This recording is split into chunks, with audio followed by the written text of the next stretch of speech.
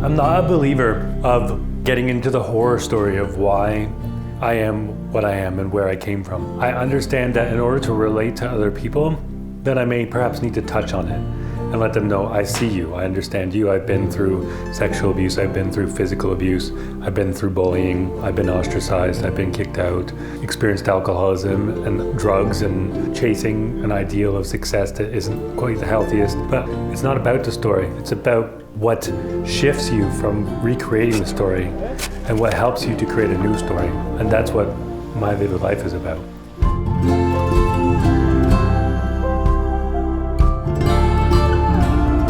So it's in the inquiry, it's in the practice, it's in the questioning, just experiencing different modalities and create the life that you really want.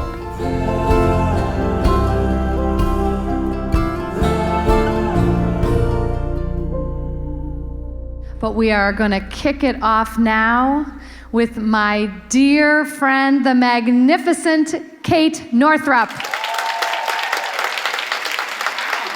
My idea about money is very cloudy. When you pass off all of your informations in a box of receipts and whatnot to your accountant, you're not really having an education in money, and they don't really say anything except for, well, I need this receipt and this receipt and this receipt. What drew me to read Kate's book was more of a lack of education around money, and knowing Kate from her talks and YouTube videos and from her blogs was more of a comforting, open, spiritual kind of ideal of money. There are moments when we let our boss tell us how much we're worth. We let our spouse tell us how much we're worth. We let the economy tell us how much we're worth, the government. And what that has a tendency to do is chip away at our ability to value ourselves. I contacted Kate through email. And I believe I first contacted her because of my website, and I wanted her to start contributing the information that she was speaking about in her talks and the information and the way that she facilitated money in her book, Money, a Love Story. We're going to talk about money today. Yeah, all right. We're already excited about that. So oftentimes at personal growth and spiritual growth conferences, money is left out of the conversation because we're meditating and we're doing yoga and we're talking to the angels and we're praying and we're doing all these other things. And there is this cultural assumption that money has nothing to do with that conversation. But money has everything to do with that conversation. And so what I'm gonna have you do to start off with is we're actually gonna dance.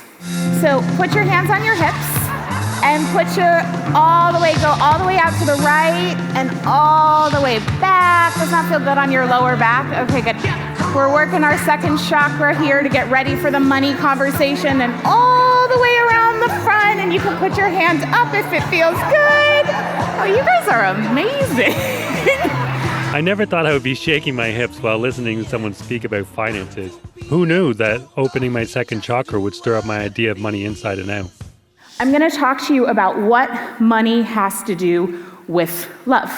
Money is just a stand-in for what we value. So anybody who tells you to take emotions out of financial decisions and take your emotions out of business decisions and says, oh, it's not personal, it's business, tell them to take a hike. Because money is a stand-in for what we value, and therefore it's 100% subjective, meaning it's intertwined with our own unique human experience and our emotions. But it was like the cloud started to part, and Kate was there in this like shining, glowing light being like, like money can be exciting and money can be fun. The manner in which Kate presented this was in such a way that was not only mind expanding, but spirit expanding. And so I just really feel like it's a gentle approach to a topic that's always been so heavy for many people. Thank you so much for noticing.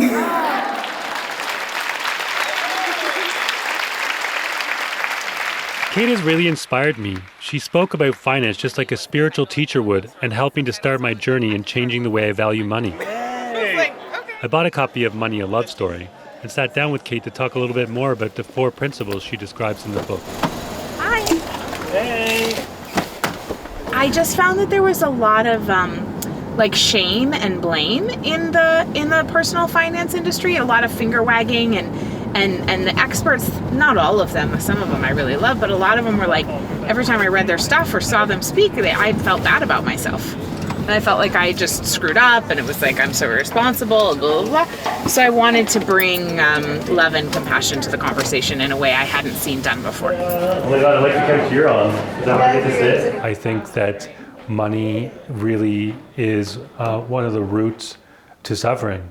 In my experience, at least, and in many people's experience, it's about value, right? Really, right? It's about valuing ourselves and valuing our lives enough to pay attention to it. And money, as we know, is like an exchange for energy, right? And so how much we have is how much we feel we're worth. You talked about principles for building a love affair with money. Yeah. And so the first one was get clear. So explain what you meant by that. So what I mean by get clear when it comes to your money is literally know how much you make, know how much you spend, know how much you owe and to whom and by when and what your APR rate is.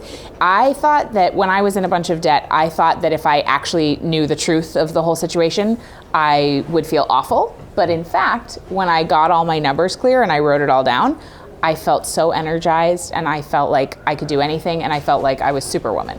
I can totally understand that. It's like just having an idea of where everything is and where it's at. It feels really like, oh, organization. Okay, it's not as bad as I thought. Or even if in my case it was a little worse than I thought, it still felt good. Yeah. Yeah. It's like the Facebook post I wrote the other day that said one of my things that I ignore is organization. And then the universe comes along and it gives you a whisper and another whisper, another whisper, and then it smacks you in the face and said, because you didn't look at this, because you weren't clear about this, because you weren't organized, Force you to. I'm forcing you to with this big, huge mess that becomes threatening. Right. And you're like, oh, pay attention, let's get clear. So thank you for the first step. And the second was to tell the truth. Yeah. So actually that's very intertwined with the first step. So get clear and tell the truth. So you can tell yourself the truth, which is a good one, and just knowing the numbers, telling yourself the truth about your behavior, about spending, about lack of self-value, really just saying out loud to yourself, writing it down, and then also to somebody who is safe and who loves you. The process of telling the truth becomes painful when you've had a pattern your whole entire life where you masked it and you made yourself look like something. Yeah. I'm guilty of it. Yeah, me too. I always put myself in a position where my feathers were fluffed up. And I was like, I'm powerful, I'm financially successful, I've got it all together. Yeah. And so when you come to a shift in your life, when you realize this is not the truth. Right. To come to that place of vulnerability, which is where the power really is, to even share that story with your mom. Yeah. Is such a big deal. So It's that's a how I can huge see deal. why the second part, telling the truth, is an extremely important trait in order to be able to start healing your relationship and start to mend your relationship and start to develop a love affair. And so we move into the next one, which is love yourself exactly where you are, which is really difficult. With money, or with anything, there's this idea that okay, once I am making $60,000, once I'm making $100,000, once I'm a six-figure person, once I have, $1 million in the bank, then I can love myself. Once I have flat abs, then I can love myself. Once I fit into a size 6. And we delay, we hold back on ourselves from the love. And what's really screwed up about that is that the thing that will help us get the thing that we want is love. But we're holding out on ourselves the very ingredient that we're missing in the first place that would help us to create the shift. And what does that feel like? Because I've tried the whole affirmation thing. And I've been in the mirror and I love myself, I love myself, I love myself. Yeah. No, I don't, I hate myself. I know. I feel ugly. Totally. I feel like I'm getting older. I feel like I'm getting heavier. Yeah. I feel like I'm in a horrible financial state. I feel like I should be somewhere else. Yeah. So how do we get into a space where we actually believe? Yeah. I think that's where the shift comes, when you actually believe it. Because affirmations are a great thing if you believe them. Right, but if you don't, then your mind is just liar. So I think that it's really helpful to actually take action. And that leads us into the fourth, which is find ways to be more loving and have more fun with money. Yeah. So a great example is have a financial freedom date with yourself once a week. So Mike and my fiance and I do this each week. We have financial freedom date. We light a candle. We put on nice music. We have like sparkling water in a wine glass. And it makes the whole experience of paying attention to your money more fun and more pleasurable, because it's not, you're gonna have bills every month for the rest of your life. It's not like a surprise. That's happening, right? So why not infuse it with fun and love, because it's going to be happening for the rest of our lives.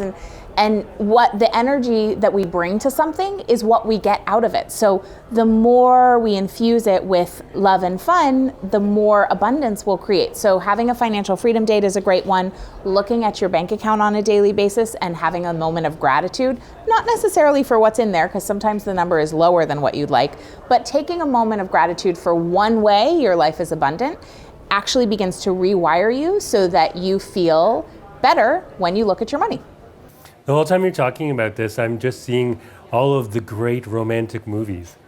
And I'm seeing that all I need to do is shift my perspective from the manner in which I'm thinking about it in an abusive relationship sort of way, and adopt it into every single period film with a strong female lead that I'm in love with. Love that. And make money the With strong some female crinoline lead. and- Give it that caring, like everything that is like that feminine energy. I love that. Give that to money, because right now I have a very masculine idea of money. Oh, that's so interesting. And the masculine is very, power driven and bold and strong and wants to take over everything. And if I shift my perspective, we shift our perspective into a feminine perspective of money. It's more playful, it's more exciting, it's more interactive. Exactly. And that's why I love teaching this as a woman who I really value pleasure and fun. So having that as part of the conversation is new with money. And so it's not scary. And so we're making this huge, huge boogeyman that doesn't actually exist. And that can be related not only to money, but in every area of our lives, right? I took responsibility for it. And I took responsibility for incorporating a little bit of the education of it in every single part of my day. And that's thanks to Kate's book. And Kate's, not only the book, but just Kate's philosophy and ideology around money and the comfortability and presenting it in such an open way that it was like, I want to learn about this, right? And I'm going to do it in baby steps. Then it's not this huge boogeyman or this huge mountain anymore. I think there's a huge cry out for the world to be healed. And I think that it really starts with our relationship with money. Yeah, I love that. I love it. Dance time! Okay. And so what is this doing? This is just like clearing out the energy in your second chakra, which the second chakra is right in this area. It's where the reproductive organs are. It's the low back. So many people who have lower back pain, it's related to financial stress. And so if we work out the energy in this area, it just helps to clear. And this area, the second chakra, is how we relate to money, sex, and power. So this is the money dance. Having the opportunity to read Kate's book and meet her in person has not only made me reevaluate my current financial situation, but has also opened my heart to a loving financial future. She reminds us that it's never about dollars and cents. It's about value.